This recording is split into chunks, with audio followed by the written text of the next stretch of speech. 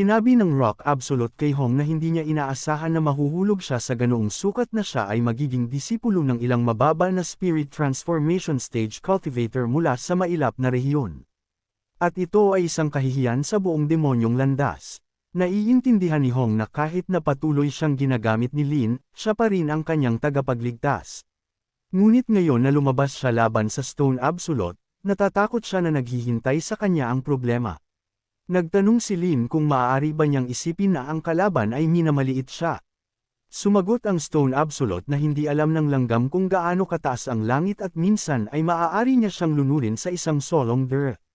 Humingi ng tawad si Hong sa kanyang mentor at sinabi na alam niyang hindi siya katumbas ng madugong demonyo ngunit humingi pa rin siya ng tulong.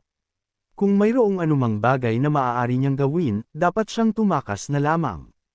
Nagtanong si Lin, tumakas. Ngunit imposible ito, at hayaan siyang manood ngayon habang pinapatay niya siya para sa kanyang estudyante. Nagsimulang tumawa ang Stone Absolute at nagtanong sa Immortal kung sino ang gusto niyang patayin. Naisip niya na hindi man lang siya makatiis ng isang palo. Ano ang inaasahan niya pa rin? Pagkatapos maghatid ng isang makapangyarihang palo, sinabi niya na ang Immortal ay isang ignorante lamang na upstart. Sumigaw si Hong sa kanyang mentor na huwag isipin ang tungkol sa kanya. Hayaan lang siyang tumakas mula rito. Tapos na ang lahat, ngunit bigla, sinabi ng system, natagpuan na ang may-ari ay inatakihan ng kalaban sa paunang fusion. Ang passive effect ng pagkikita sa malakas ay na-activate. Nagiging mas malakas ito. Ang level ng gitnang stage ng fusion ay nakuha. Ngunit, hindi nag-usap ng matagal si Lin, at gamit ang kanyang, madali niyang sinira ang atake ng kontrabida. Nagulat ang Stone Absolute at nagtanong, anong nangyayari?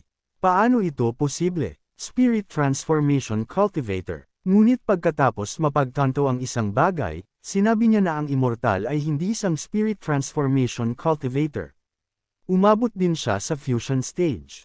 Nagulat din si Hong at nagtanong, ano? Ang lalaking ito ay itinago ang lahat, ng napakalalim na nagpapanggap na isang Spirit Transformation Cultivator, ngunit sa katotohanan siya ay isang makapangyarihang Fusion Stage Master. Siyempre, hindi nakakagulat na lagi niya siyang pinupukaw ng ganoon. Umasa siya sa kanyang Fusion Stage na lakas, at siya ay halos nahulog para dito. Ngunit napakaganda din na hindi siya pumasok sa isang bukas na hidwaan sa kanya. Pagkatapos ay nagsimulang sumigaw ang babae na ang Immortal ay mukhang napakakahanga-hanga na gusto rin niyang maging katulad niya. Sumagot ang emperador na ang kanyang mga kalaban ay ganoong kakilakilabot na halimaw at mayroon pang isang immortal body, ngunit natatakot siya na magiging mahirap pa rin. Naramdaman din ni Lin ang parehong pakiramdam ng pag-abot sa fusion stage. At tila sa kanya na sa isang galaw ng kanyang kamay, maaari niyang sirain ang langit at lupa. Sinabi ng Stone Absolute na kahit na silang dalawa ay nasa fusion stage, ang pagkakaiba sa pagitan ng kanyang teknik at mga blueberries ay tulad ng langit at lupa. At ngayon ipapakita niya sa kanya kung ano ang tunay na kapangyarihan. At inilabas niya ang lahat ng atake ng kanyang katawan. Ngunit sinabi ni Lin sa kanya na siya mismo ay hindi alam kung ano ang tunay na kapangyarihan at ginamit niya ang seal ng hari ng tao. Sinubukan ng Stone Absolute na hawakan ang kanyang atake sa isang daliri nang bigla itong sumabog ng hindi inaasahan. Lubos na nagulat ang kalaban at nagtanong ano. Ngunit nagtanong si Lin, kaya ito ang tinatawag niyang pagkakaiba sa teknik. Ang kanyang Human King Seal ay umabot sa Master Stage salamat sa system at ito ay mas malakas na ngayon kaysa sa unang pagkakataon. Nagtanong ang Stone Absolute, kaya ano? Hindi pa rin niya ako mapapatay. Hindi niya ako matatalo sa isang mahabang labanan. At ang kanyang immortal body ay talagang kahanga-hanga. Siyempre, mahusay. Oras na upang subukan ang kanyang bagong galaw. Nagtanong si Lin, ano ang tungkol dito? At gamitin ang teknik na umabot na sa stage ng perfection at ginamit ang Finger of the Great Void.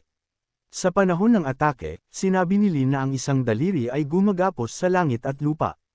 Ang pangalawang daliri ay sumisira sa mga bundok at ilog, at ang pangatlong daliri ay sumisira sa lahat ng nabubuhay na bagay. Ang pang-apat na daliri ay dumudurog sa mga langit. Nagtanong ang Stone Absolute, ano ito? Ngunit naisip niya ito at sinabi na binabawi niya ang kanyang mga salita. Siya talaga ay karapat-dapat na makipaglaban sa kanya. At iminuwestro niya na huwag na silang magtago pa at luluwagan nila ang lahat sa isang palo at inilapat ang dugo. Ang Absolute Blood ay sumugod sa mga buhay na pinagmulan at naglabas ng key energy mula sa lahat ng kanyang mga limbs. Ngunit nagpasya na si Lin kung ano ang gagamitin laban sa atake na ito at sa isang palo, tinalo niya ang kanyang kalaban. Nagtanong ang Stone Absolute kung sino siya pa rin, at bakit mayroong ganoong mga halimaw sa maliit na mailap na rehiyon na ito. At maaari bang sa panahon ng kanyang pagkawala, ang mga talento ng labas na mundo ay naging ganoon kalakas? Napansin din ni Hong na ang kanyang mentor ay masyadong malakas. Kung ikukumpara sa teknik na ito, kahit ang Asterisk 3,000 nag-aapoy na apoy ay mapatla. Siyempre, hindi nakakagulat na mayroon siyang ganoong tiwala sa sarili noon, at lumabas na hindi lamang niya itinuring siyang isang karapat-dapat na kalaban. Nagpakilala si Lin at sinabi na siya ang pinuno ng Cloudy Distance Peak mula sa Xuanzong.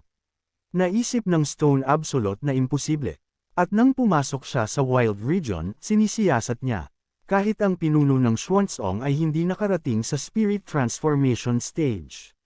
Sinabi ng Stone Absolute na aalalahanan niya ang kanyang pangalan at inilapat ang kanyang madugong paraan. Sumigaw si Hong na masama ang lahat. Sinusubukan niyang tumakas. Kung magawa niyang tumakas, ang mga kahihinatnan ay magiging catastrophe. Sinabi ng Stone Absolute na sa susunod hindi na siya magiging ganoon kawala ingat at nagpa siya na ganap na sumangga. Ngunit nagpa siya si Lin na walang susunod na pagkakataon.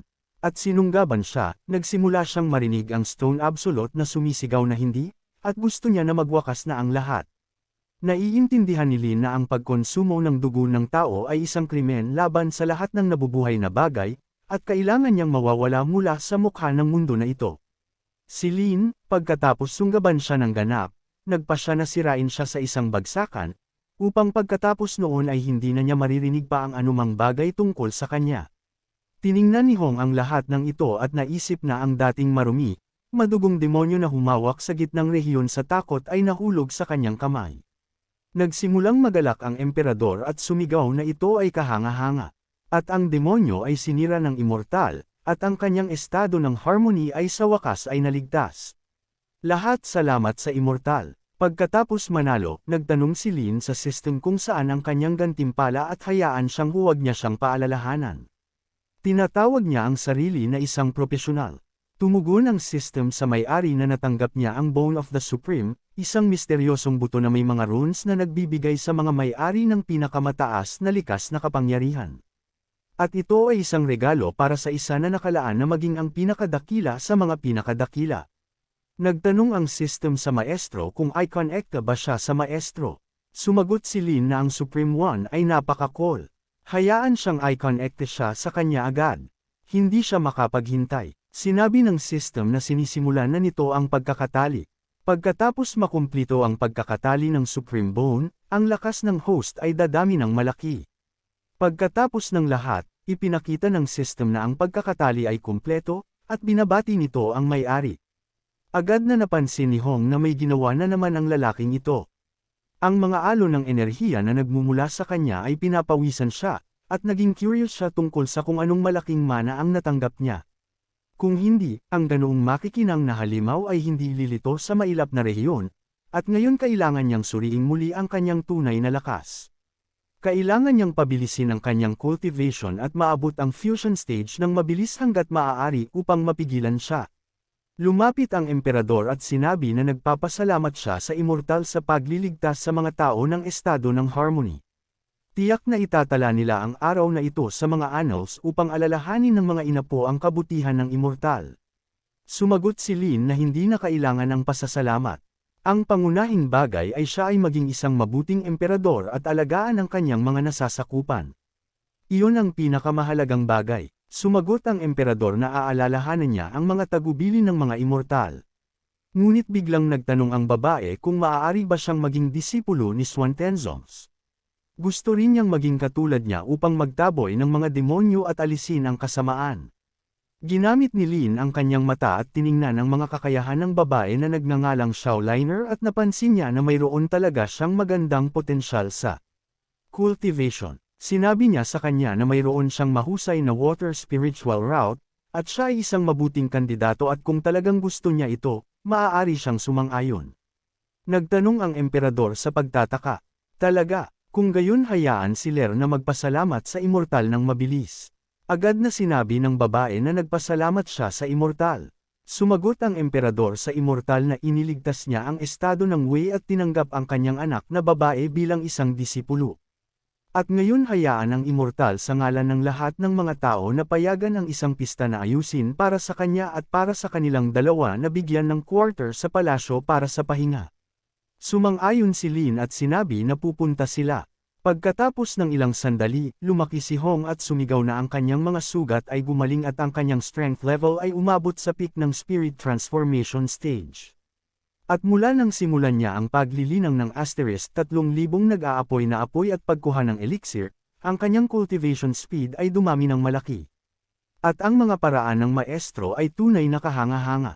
At kahit na iniligtas niya siya sa oras na ito, ang kahihiyan na dinanas niya ay hindi malilimutan ng ganoon kadali. At kapag naabot niya ang fusion stage, ibabalik niya ang lahat ng ito ng 2 beses at hayaan si Lin na maghintay lamang. Ang simpleng pag-iisip kung paano siya hahalik na magmamakaawa para sa awa ay pinanganginig siya sa kagalakan at biglang sinabi ni Lin kay Hong na pumunta sa kanya ng mabilis. Nagalit si Hong dahil nagsisimula na naman ito tulad ng nakaraang beses. Sinabi ni Lin sa kanya na magpasalamat sa kanya para sa pagtawag sa kanya. Ang martial arts novel na ito ay medyo interesante at sa tingin niya gusto din ng mga lokal ang mga kwento tungkol sa isang taong napahiya at pagkatapos ay bumangon. Kung papasok siya sa mundo na iyon, maaari siyang kumita sa pagsulat ng mga nobela at upang magsimula sa peak ng martial arts ay tiyak na magiging isang hit sa buong bansa. Author pseudonym Crazy Potato. Naisip ni Hang sa sandaling ito kung ano ang pinag-uusapan ng guro ulit at nagtanong sa kanya kung bakit siya tinawag. Sumagot si Lin na dumating na siya at inutusan siyang tulungan siyang hugasan ang kanyang mga paa. Napakagalit ni Hong at naisip na kahit ang isang taong tulad ng madugong demonyo ay nahulog sa kanyang mga kamay. Ngayon ay hindi ang oras upang sirain ang mga relasyon sa kanya. Kailangan nating magtiis. Nagtanong si Lin sa lalaki. Bakit niya pinababayaan ang kanyang mentor? Hayaan siyang mabilis na pumunta at tulungan siyang hugasan ang kanyang mga paa. Nagalit si Hong at sinabi na hindi maglalakas loob ang disipulo. Sa kanyang buhay, hindi siya kailanman naging maestro ng fire cult na umabot sa stage ng true immortality. At sa ilalim ng kanyang mga kamay, higit sa 10,000 cultivator ang nahulog. At ngayon napipilitan siyang hugasan ang mga paa ng isang cultivator mula sa mailap na rehiyon. Biglang nagsimulang magkatuwaan si Lin na siya ay isang mabuting disipulo at naisip niya na makikipagkumpetensya siya sa kanya. Ngunit biglang naramdaman ni Hong na ito ang tubig ng Tie of Boundless Light at pinapayagan nito ang mga mortal na manatiling bata at mabuhay sa loob ng 200 taon. At ang mga cultivator na uminom nito ay nililinis ang kanilang katawan ng lahat ng mga dumi at matalim na dinadagdagan ang kanilang strength level. Kahit ang isang maliit na bote ng elixir na ito sa gitnang rehiyon ay nabibili agad. Ito ay isang hindi kapani-paniwalang bihira na bagay at ginagamit ito ng mentor upang hugasan ang kanyang mga paa. At ngayon siya ay ganap na sigurado na natanggap niya ang isang malaking mana. Kung hindi, hindi siya magiging ganoon kawaldas. At kung iinuman niya ang tubig na ito, magiging isang malaking tulong ito para sa kanyang cultivation. At pagkatapos ay napagtanto niya na ito ay tubig para sa paghuhugas ng kanyang mga paa. Nagtanong si Lin, ano ang nasa mukha na iyan? Sa tingin ba niya mabaho ang kanyang mga paa? Sumagot si Hong, hindi. Ang estudyante ay nag-iisip lamang tungkol sa ibang bagay. Naiintindihan ni Lin na ang system ay nagbigay ng sobra sa Boundless Light Tie Water. Kaya ang paggamit nito upang hugasan ang kanyang mga paa at kahit na makakuha ng massage mula sa murang disipulo na ito ay medyo kasiya siya. Biglang sinabi ni Lin sa kanya na ang tubig ay lumamig na at dapat niya itong painitan. Sumagot si Hong na ang lahat ay gagawin na ngayon. Gamit ang kanyang mga kapangyarihan, inilagay ni Hong ang kanyang mga kamay sa balde at pinainit ang tubig gamit ang apoy.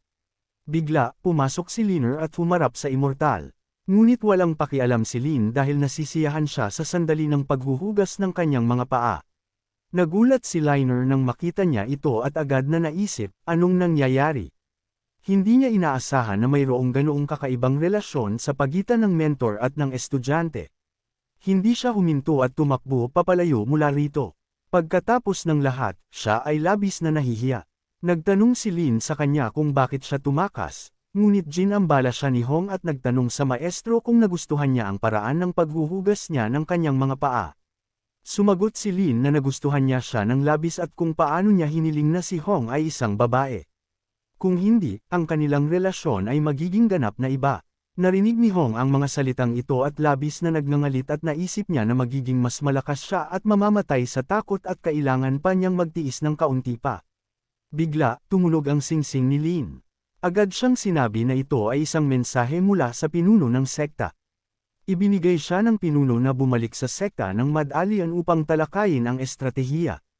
At tila isang sinaunang lihim na mundo ang malapit ng maibunyag sa mailap na rehiyon. At kung makikinabang ang Xuantin mula rito, tiyak na uunlad ang kanilang sekta. Nagtanong si Ling sa pagtataka. Isang sinaunang lihim na mundo. Like, comment, share, and subscribe naman dyan mga ito go. Maraming salamat po.